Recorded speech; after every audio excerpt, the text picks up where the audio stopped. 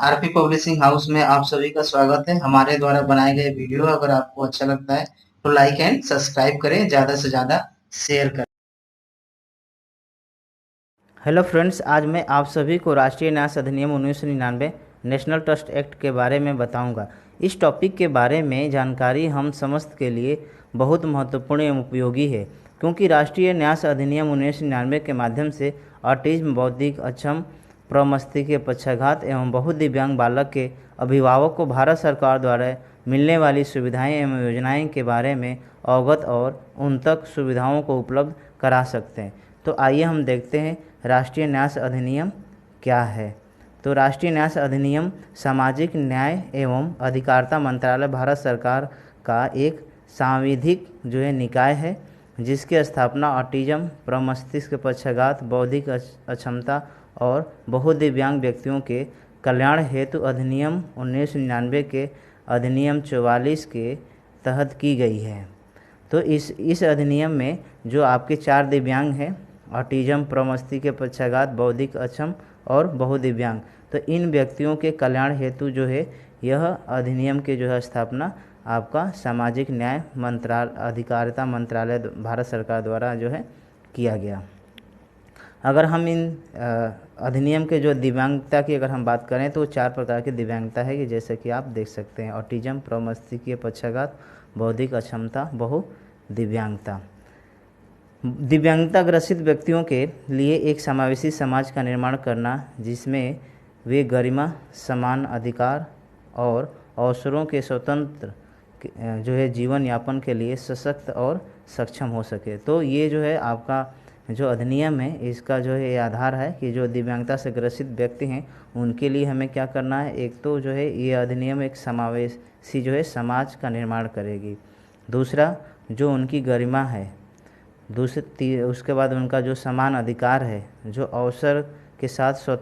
स्वतंत्र जीवन यापन करने के लिए सशक्त और सक्षम इस अधिनियम का बनाना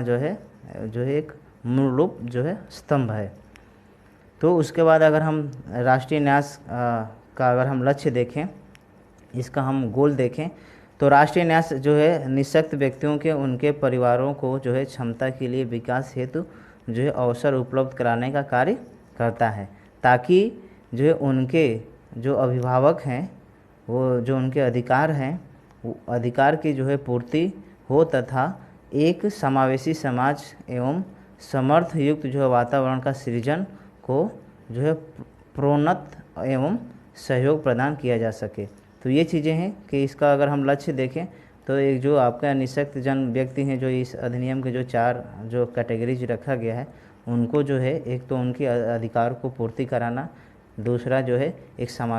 समावेशी समाज का स्थापना करना और ऐसे समाज का निर्माण करना, ऐसे वातावरण निर्माण करना जहाँ पर वो वहाँ पर उनकी प्रोन्नत हो और साथ में उनका सहयोग प्रदान किया जाए। अगर हम राष्ट्रीय न्यास का अगर हम एक मौलिक उद्देश्य देखें तो व्यक्तियों को अन्य मंत्रालयों के सहयोग तथा व्यापक समर्थन प्रणाली के माध्यम से अवसर उपलब्ध कराने के लिए एक समर्थ युक्त वातावरण का सृजन करना और समावेशी समाज के विकास के लिए सहयोगी बन सके। तो ये चीज़ें आप देख सकते हैं कि ये आपका राष्ट्रीय न्यास का लक्ष्य है कि विभिन्न प्रकार के मंत्रालय हैं, उन मंत्रालयों के साथ सहयोग स्थापित करके और एक व्यापक समर्थन प्रणाली के माध्यम से उनको एक समर्थ युक्त वातावरण सृजन करना, जिससे कि वह उनके लिए एक समावेशी समाज का निर्माण हो सके और समाज में उनके अधिकार है, उनकी सहभागिता है, ये सारी चीज़ को सुनिश्चित किया जा सके। उसके बाद अगर हम राष्ट्रीय न्यास के अगर हम उद्देश्य देखें तो समावेशी समाज का निर्माण करना, जिससे कि मानवीय विविधताओं का मान होता हो तथा निःशक्तता ग्रसित व्यक्तियों का स्वतंत्रतापूर्वक सम्मान के साथ अधिकारों एवं अवसरों में पूर्ण सहभागिता हेतु अधिकार प्राप्त करना। तो ये चीज़ें हैं कि उनका एक उद्देश्य है, मतलब राष्ट्रीय न्यास का एक उद्देश्य है कि हमें ऐसी समावेशी समाज का निर्माण करना जहाँ पर जो आपके निःशक्त व्यक्ति हैं, जो ये 4 कैटेगरी का ऑटिज्म या आपके जो है बौद्धिक अक्षम बालक है, जो प्रमस्तिष्कीय पक्षाघात वाला है या बहुदिव्यांग बालक है, उनके जो एक अधिकार है उन अधिकार का संरक्षण हो सके, उनको अवसर मिल सके और उनकी पूर्ण भागीदारी जो है सुनिश्चित हो सके। इस प्रकार के जो है एक समावेशी समाज का निर्माण करना जो राष्ट्रीय न्यास का जो है एक उद्देश्य है। अगर हम अगला देखें तो इसमें जो है निःशक्त व्यक्तियों के समान अवसर और जो है अधिकारों का संरक्षण और जो है पूर्ण भागीदारी सुनिश्चित करना, जैसा कि अभी मैं आपको बताया। इसके अलावा जो है आपके निःशक्त व्यक्तियों के लिए आवश्यकताओं पर आधारित सेवाएं प्रदान करने के लिए पंजीकृत संगठनों को समर्थन देना, मतलब कि ये जो सारी सुविधाएं हैं, ये सारी सुविधाएं एक पंजीकृत जो संगठन हैं, जैसे रजिस्टर्ड जो आपका ऑर्गेनाइजेशन है, उनके माध्यम से ये सारी उनकी सुविधाएं और सेवाएं प्रदान करना। तो इसमें जो है जो भी एनजीओ हैं वो एनजीओ इसके अंतर्गत रजिस्टर्ड होती हैं और उनको जो आपका राष्ट्रीय न्यास अधिनियम के तहत जो योजनाएं चल रही हैं, उन योजनाओं को उस संस्था को मान्यता दिया जाता है। फिर वो सेवाएं इन 4 प्रकार के जो कैटेगरी के जो दिव्यांग बालक हैं उनको वो सेवाएं प्रदान करती हैं। तो ये चीज़ें हैं कि विभिन्न प्रकार के जो आपके संगठन हैं उनको जो है पंजीकृत करना और उनको समर्थन देना और उनको ग्रांट और सारी सुविधाएं देना, जिससे कि वो दिव्यांगजनों की जो सेवा प्रदान कर सकें। उसके बाद जो है आपके जो निःशक्त व्यक्तियों हैं उनके लिए अभिभावकों की नियुक्ति और न्यासी प्रक्रिया को विकसित करना। ये भी है कि आप देखते हैं बहुत सारे ऐसे बच्चे हैं जो लवारिस हैं या उनके पेरेंट्स नहीं हैं, तो उनके लिए जो है इस प्रकार के एक अभिभावक की नियुक्ति करना जो है राष्ट्रीय न्यास अधिनियम का जो है के अंदर आता है। तो इस प्रकार की जो है प्रक्रिया को जो है ये विकसित करता है। इसके अलावा जो आपके दिव्यांग जो व्यक्ति हैं जिनके माता पिता की मृत्यु हो गई है, तो उनकी देखभाल करने के लिए भी जो है यह राष्ट्रीय न्यास जो है इस प्रकार की व्यवस्था करती है। परिवार में के जो है अगर किसी कारणवश जो निःशक्त व्यक्ति है अगर वो सहायता नहीं कर पा रहा है या सहायता नहीं मिल पा रहा है, तो उसके लिए भी जो है न्यास उसका जो है सहयोग और सहायता जो है राष्ट्रीय न्यास करती है। इसके अलावा अगर हम इसके प्रक्रिया और प्रशासनिक निकाय देखें तो एक तो जो है पंजीकरण प्रक्रिया में जैसे कि अभी बताया कि जो आपके रजिस्टर्ड जो एनजीओ हैं उनको इस अधिनियम के तहत जो है रजिस्टर्ड कराना होता है और उनको जो है इस अधिनियम के तहत कुछ योजनाएं चलती हैं, उन योजनाओं को मान्यता लेकर जो है वो दिव्यांग बच्चों को जो आपके जो 4 कैटेगरी के दिव्यांग हैं इनको जो है सेवाएं दी जाती हैं। तो ये एक तो रजिस्ट्रेशन की प्रक्रिया होती है। दूसरा है कि इसमें राज्य नोडल एजेंसी सेंटर बनाया जाता है, अलग अलग जोनल लेवल पर जो है ये बनाया जाता है। उसके बाद जो है आपका राज्य स्तरीय जो है समन्वय जो है आपका समिति होता है,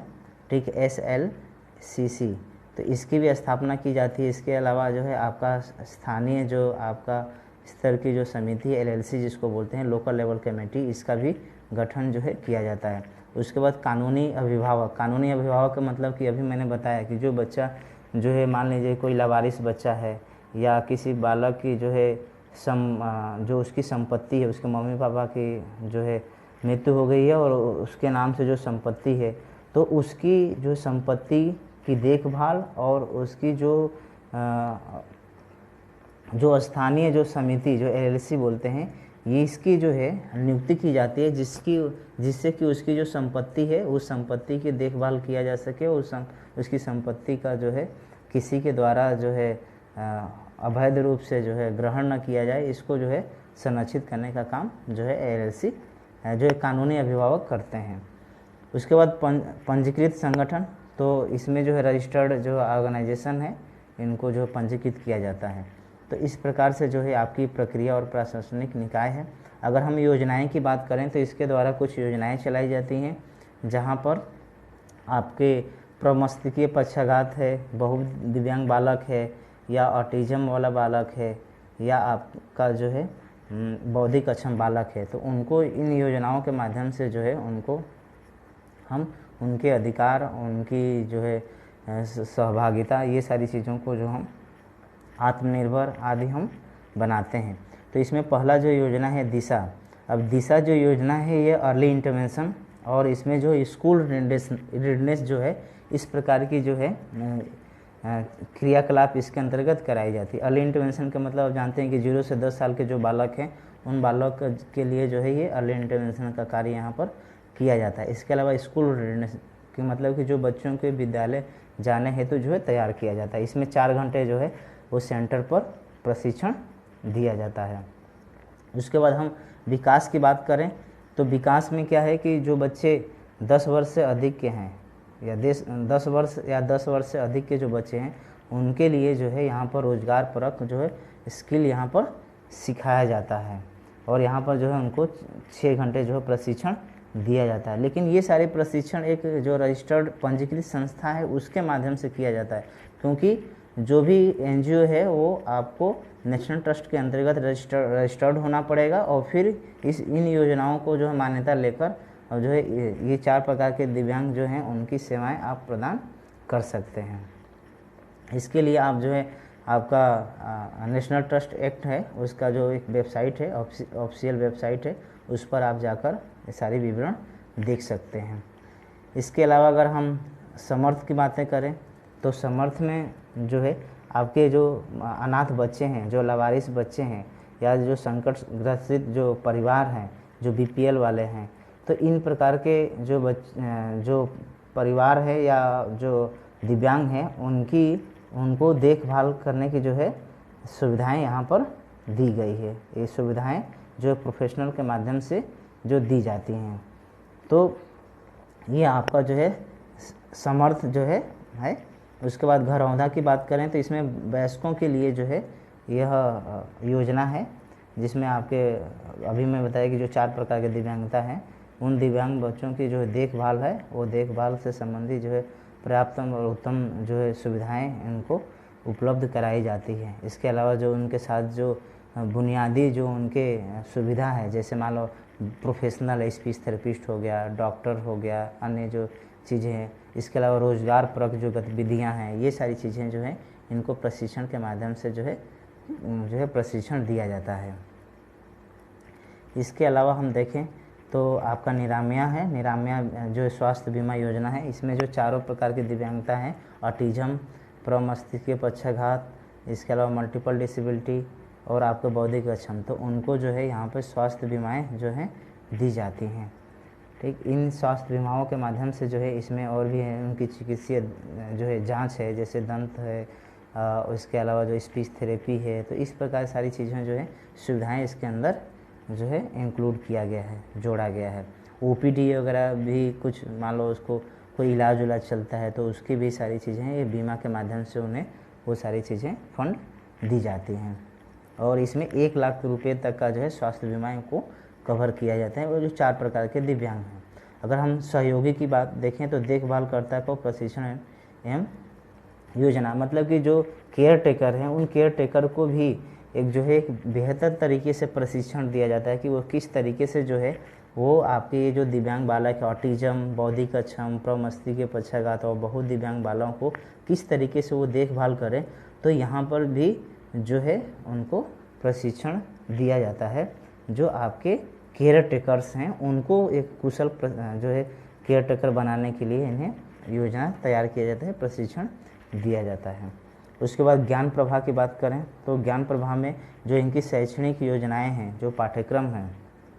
जो आपके सेवर पॉलिसी है या आपके जो है ऑटिज्म है या बौद्धिक अक्षम बालक है, तो इन बालकों के लिए जो है कुछ जो है पाठ्यक्रम, व्यावसायिक पाठ्यक्रम, कुछ रोजगार परक प्रशिक्षण और स्नातक, इस प्रकार के मतलब जो है क्रियाओं के लिए जो है पाठ्यक्रम तैयार किया गया है जिससे कि वो आत्मनिर्भर हो सकें और स्वयं रोजगार प्राप्त कर सकें और अपने जो है अन्य चीज़ प्रकार जो है जेब के खर्चे और भी सारी चीज़ें जो है इसके अंतर्गत जो है शामिल किया गया है। उसके बाद अगर हम प्रेरणा देखें तो प्रेरणा में जो है आपके जो इस 4 प्रकार के दिव्यांग बालक हैं इनको जो है कुछ जो है सरकार के द्वारा धनराशि प्रदान की जाती है जिससे कि वो जो है अपना कुछ रोजगार वगैरह संचालित कर सकें और अपना जो है रोजगार खोल सकें। तो इस प्रकार से जो है सरकार के द्वारा जो है एक धनराशि उपलब्ध कराई जाती है। और इस प्रकार के केंद्र बनाए जाते हैं जहाँ पर जो है 51% जो कर्मचारी जो है आपके दिव्यांग जो है कम से कम कार्य करें। तो इस प्रकार से जो है प्रेरणा में